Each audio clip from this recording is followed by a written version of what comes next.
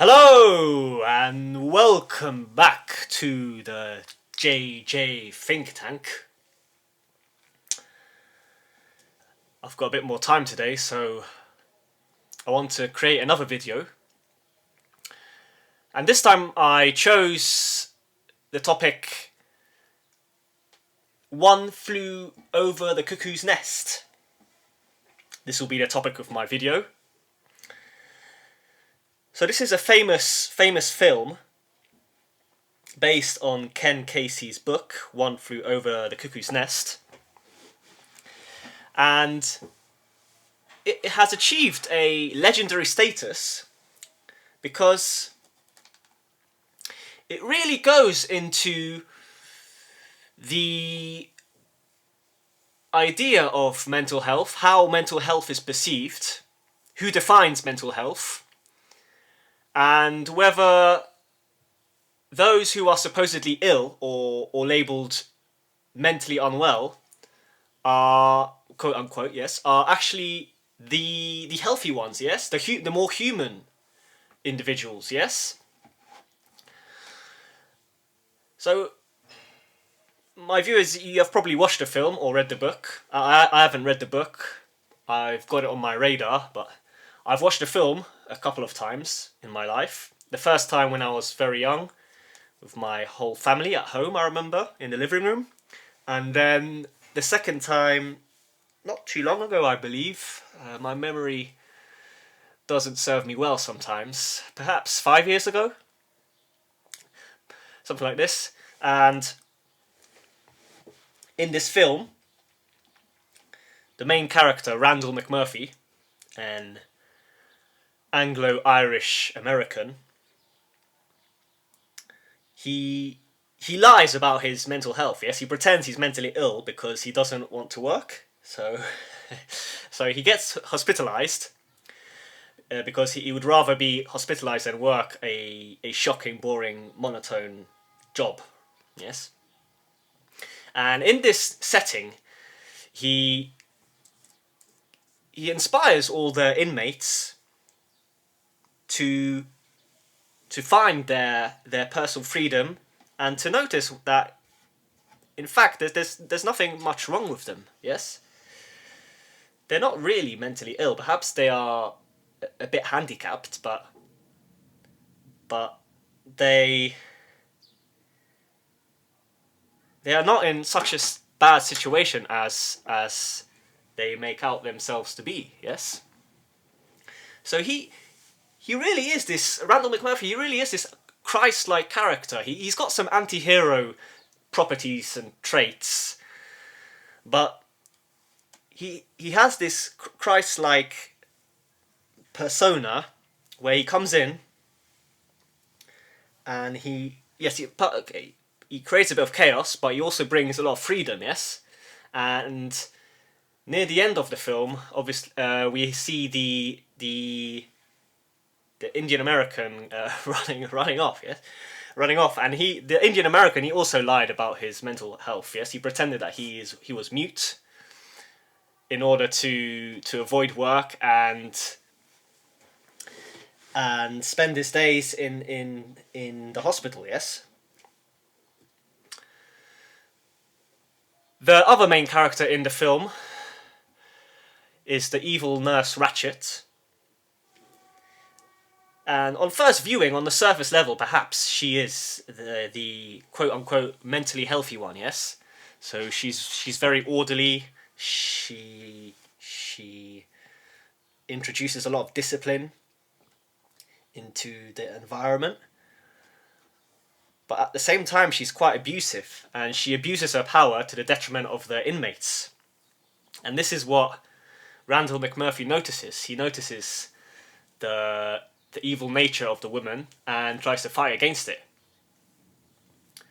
And here, I guess we could talk about male-female relations, how there's always actually a war going on between the sexes, yes, between the males and the females. But I want to leave this for another video, perhaps. I don't want to go into this now.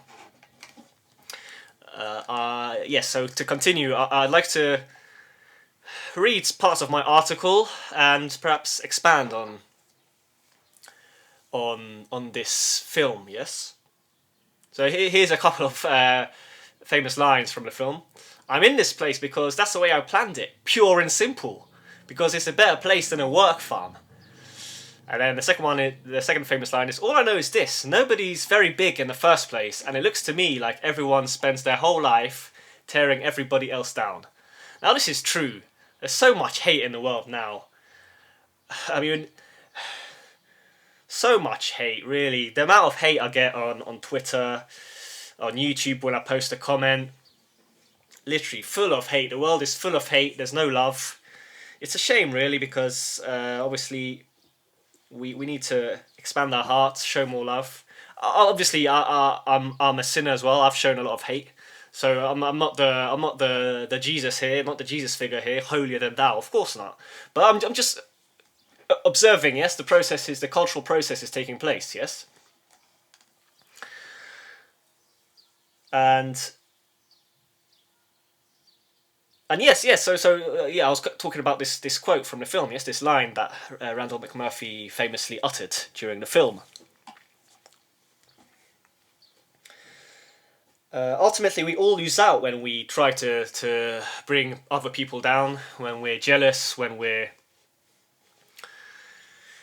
envious, when we don't want others to achieve success, or when we feel insecure about our position in the world, etc. Yes.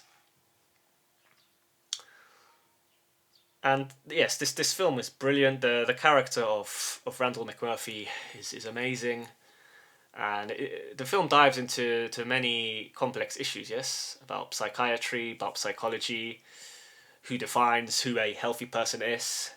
Yes, who defines mentally healthy. Yes, and so forth. So let me read now a few parts from my article. And yes, watching the film always makes me laugh out loud. Makes me crease. So this is a bit of slang here, London slang. Makes me crease. So your mouth creases like when you laugh, right? So this is what the word crease alludes to. And yes, so when I watched it again, when I watched these clips again recently, I noticed, yes, that McMurphy is a Christ-like figure. I then read some Wikipedia articles about the film, various articles, and they also picked up on this, how he is a Christ-like figure. So for example, McMurphy goes out fishing with the 12 patients, so there's 12, obviously 12 disciples, 12 patients. And this is similar to how Jesus went fishing, yes, with the 12 apostles. Before undergoing electroshock therapy, Randle states, anointest my head with conductant. Do I get a crown of thorns? So here he's obviously humorous. He has a sense of humour. But of course, the main act of Randle McMurphy is when he sacrifices his freedom, yes, and sanity, in order for the idea of freedom to live eternally in the patients.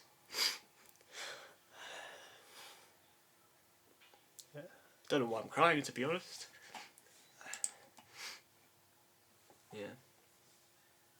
I mean, they're not crocodile tears, that's for sure.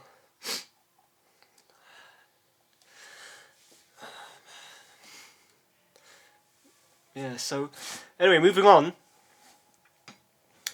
Randy, he fights, yes, against the established order, and it's this order is symbolized by the Nurse Ratched, yes. So she is this evil woman who abuses her power in the place where all the patients are. And of course, Jesus did the same when he confronted the state authorities, yes,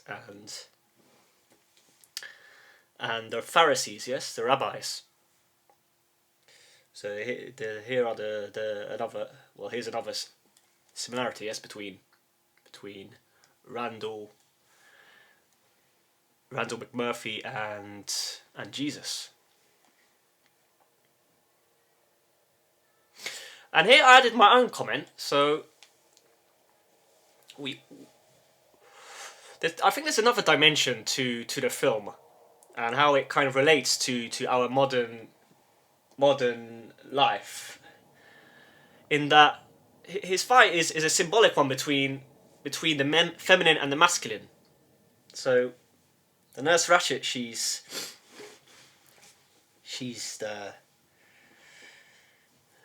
the person in charge, and she's a female, obviously. And perhaps she represents the rising matriarchal civilization, yes, that is being created around us. And this is why men are struggling, right? We see that men are struggling. There's a lot of talk online about how men are struggling.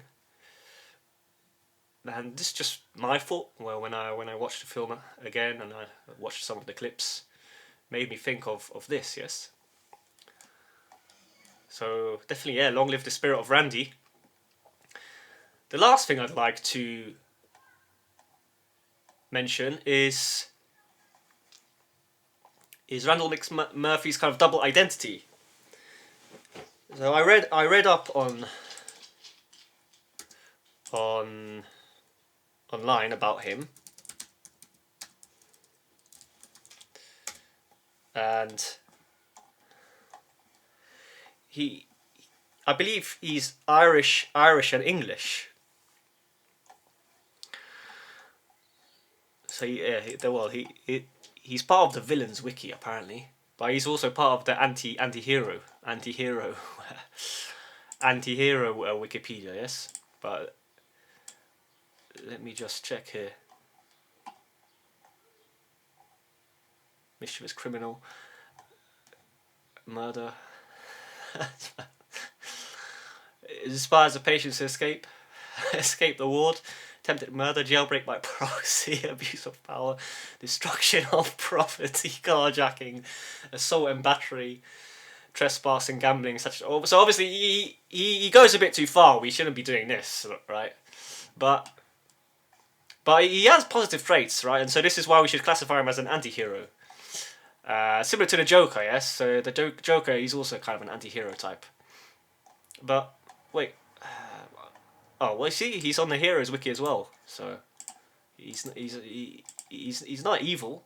I wouldn't classify him as a villain. I would classify him as an anti-hero, not as a villain. So let's see here. Well, Princess. No, I'm not. Princess Rosalia. No, this is not the right one. Oh, okay. It's because they haven't linked the.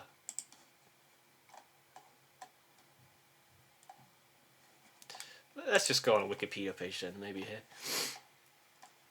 Irish American, yes. So he's Anglo-Irish, yes. So yeah, this is the last thing I wanted to talk about with regards to Randle McMurphy. And yes, it's about this torn English-Irish identity within him. I feel he has this. And growing up in England, in London, I met a lot of Anglo-Irish people. I had a few friends that were kind of English and Irish. They're a mixture of the two. And I think they have this torn identity within them where one part is Irish, which is more kind of freedom-loving perhaps, or chaotic, passionate. But then they have this English identity that is more reserved, dignified. They don't like to show their emotions and so forth. This is kind of what I was thinking about when I watched the film and when I read up on the character, yes, Randle McMurphy.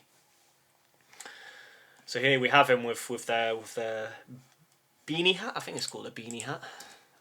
Beanie hat. Let me go.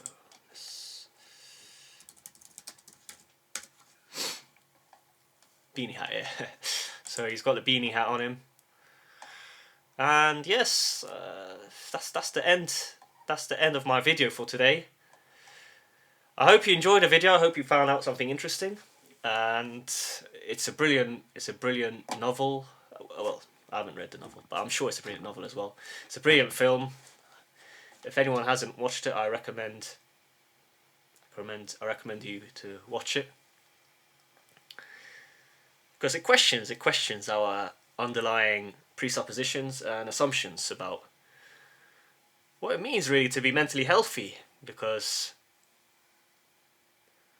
when we have this monotonous life, then